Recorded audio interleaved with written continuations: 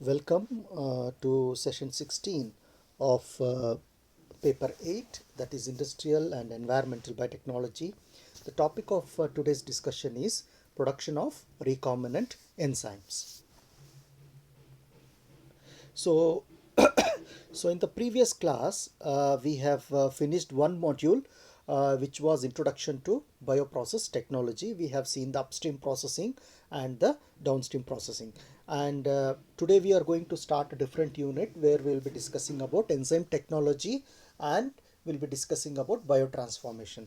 So first we are moving with what is enzyme technology. So the enzyme technology broadly involves production, isolation, purification, uh, and use of enzymes. Enzymes are benefit for humankind. Recombinant recombinant DNA technology and protein engineering has been involved in production of more efficient and useful enzymes. The commercial production and use of enzymes is a part of biotechnology industry. Specialities like microbiology, chemistry, and process of engineering beside biochemistry have largely contributed for the growth of enzyme technology. Enzymes have a wide range Enzymes have a wide range of application.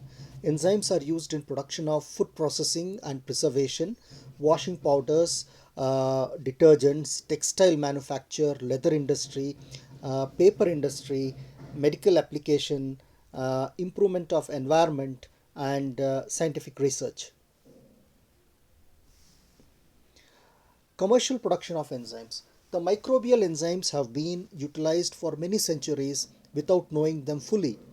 First enzyme to be produced industrially was takadiastase, a fungal amylase, in 1896 in the United States.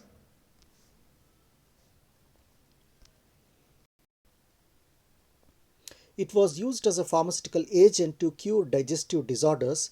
In Europe, scientists used feces of dog and pigeon to softening the hides before tanning because they contain some enzymes. So this is an uh, information that will throw some light on commercially produced enzymes from plants and their application. So why enzymes are important? Beta amylase, it is obtained from barley. It is used in baking and the preparation of maltose syrup. Bromelain, which is being obtained from pineapple, it is used in baking. Esterase is obtained from wheat. It is used in ester hydrolysis. Phycin, which is product of a fruit called as fig, it is used as a meat tenderizer. Even papain, which is obtained from papaya, is also used as a meat tenderizer. Urease is obtained from jack bean, which is used in diagnostics. So enzymes have a lot of application, and there is a separate science called as enzyme science and technology. So contributions of different organisms for production of commercial enzymes. Commercially, enzymes can be obtained from a wide range of biological sources. Uh, in this, the fungi, they contribute around 60% of the enzyme. So enzyme fungi are called as the houses of enzymes or the backs of enzymes. Bacteria contribute around 24%, yeast contribute around 4%, higher animals contribute around 6%, and higher plants contribute around 4%. So at present, a great majority of the enzymes, around 80% of the enzymes, are being obtained from the microbial source, right? So commercial enzymes produced from animal source and their applications. So that part we will see. So amylase and esterase is obtained from lamb or calf. They are also used as digestive aids. Pepsin, trypsin, so which are part of our digestive digestion. It is obtained from bovine and it is used in the preparation of the cheese. Processed cheese, they contain these enzymes that are obtained from animal sources, from the intestine of the bovine. Lipase Rennin and chymotrypsin is obtained from the pig. So even rennin is used in the preparation of cheese. So when you write the preparation of the cheese, so these enzymes are obtained either from the gut of the pork or from the cattle. So these enzymes are being obtained from the animals and they are used in the preparation of the cheese. Lysozyme, it is obtained from the hen's egg and it is used in the breaking of the bacterial cell wall. We all know that bacterial cell wall has N-acetyl muramic acid and N-acetyl glucosamine, and this linkage will be broken by this lysozyme, right? Urokinase, it is present in human urine. It is also obtained from microbial source, streptokinase, which is obtained from streptomyces. It is used for the dissolution of the blood clots. So many a times when a person gets a heart attack, so possibly there will be some kind of blood clots in the blood clots, and to dissolve these blood clots, urokinase or streptokinase is being administered. So now let us see the general steps in microbial enzyme production. So it is very similar like a typical bioprocess. It is a typical bioprocess where we have to select the organism. The organism can be a microbe, or it can be a plant, or it can be an animal source. It can be plant cell, animal cell, or a microbial cell. So we have to select a suitable media, that is called as formulation of the media, and then the production process, and then we have the recovery and purification of the enzymes. So these are the general 4 steps that are used in large scale production of the enzymes, right? And this is the outline schemate.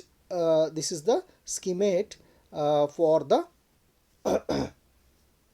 production of recombinant enzymes by microorganisms, right? So it is typically till here it is a upstream process. So it is a upstream process, and here it is a downstream process,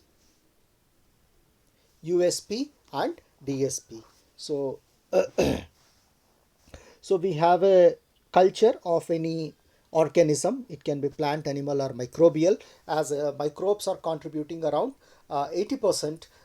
So many a times we go for microbial cells, preferably fungal cells.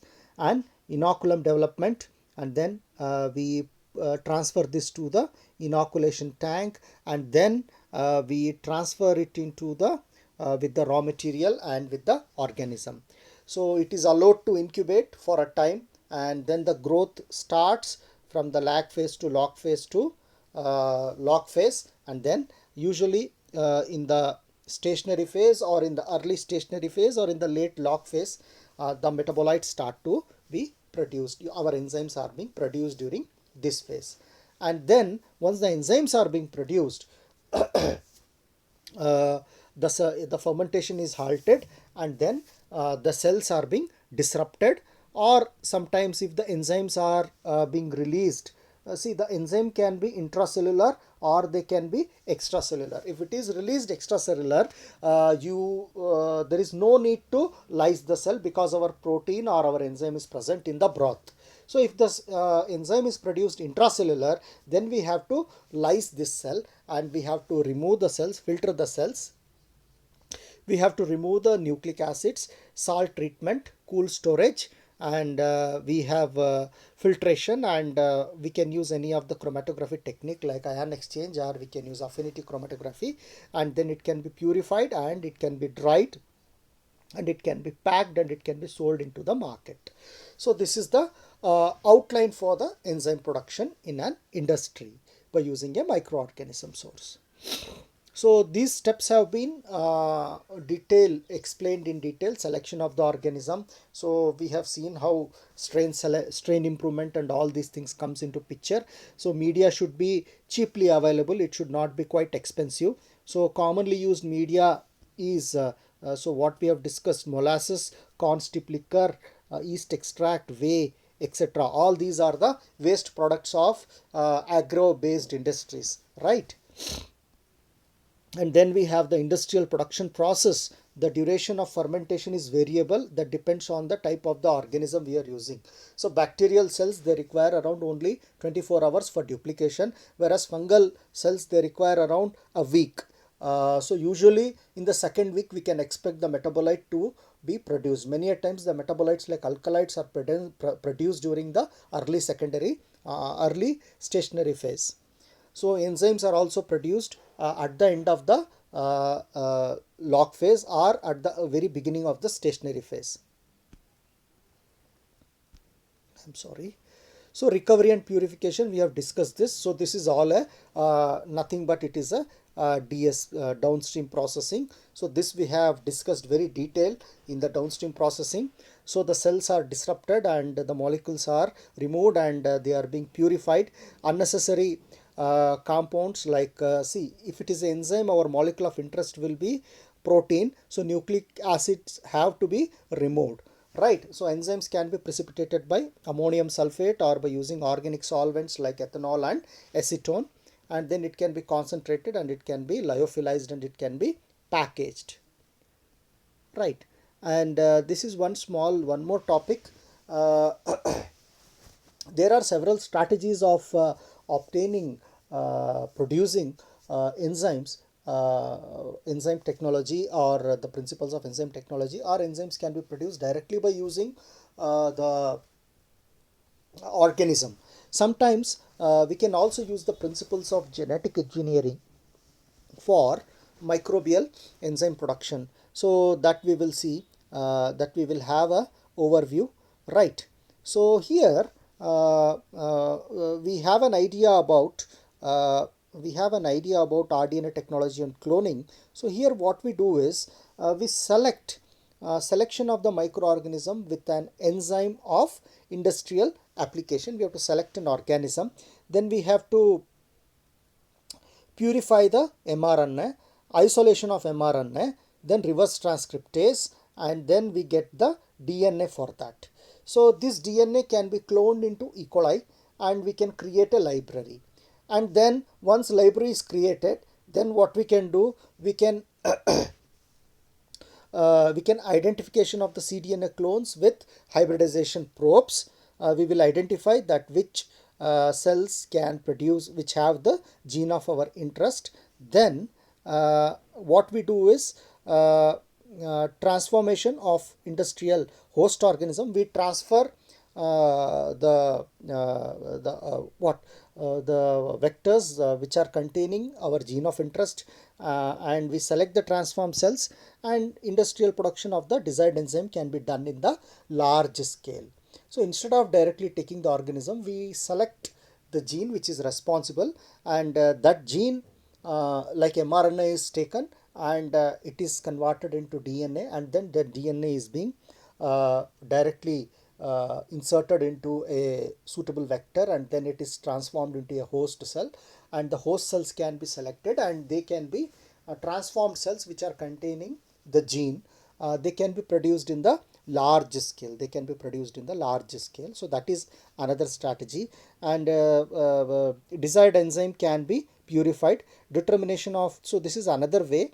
Desired enzyme can be purified, and determination of the amino acid sequence in the protein, and oligonucleotide can be synthesized from the protein. See, here we are coming reverse from amino acids, we are coming back to the nucleic acid, right? So this is oligonucleotide. From amino acid sequence we are getting a nucleotide sequence, and then we can yeah, I'm sorry. So so this is nothing but the probe. So to design or to identify the clone, we are using this pathway. So this pathway, so the pathway is this one. How to get a industrially important organism. So this second branch, here it is just to get back the sequence. To get the idea about the sequence, we are synthesizing a probe so that it will be easy for us to identify the clone. So this is the general process where we isolate the gene and we clone it, and we transform it. For identification of the clone, we are coming back in this way. We are taking the target enzyme. From the target enzyme, we are cracking out the amino acid sequence, and from that amino acid sequence, we crack out the we determine the a probe, a nucleotide sequence, and that oligonucleotide will be used to check our clones, or it will be used to check our clones, right? So this is another way by using cloning or genetic principles of genetic engineering for microbial enzyme production. With this, I hope you have understood. Please follow my lectures and classes, and these are my references. And this particular thing I have taken from Science Direct. Thank you, one and all. Stay home, stay safe. God bless you all.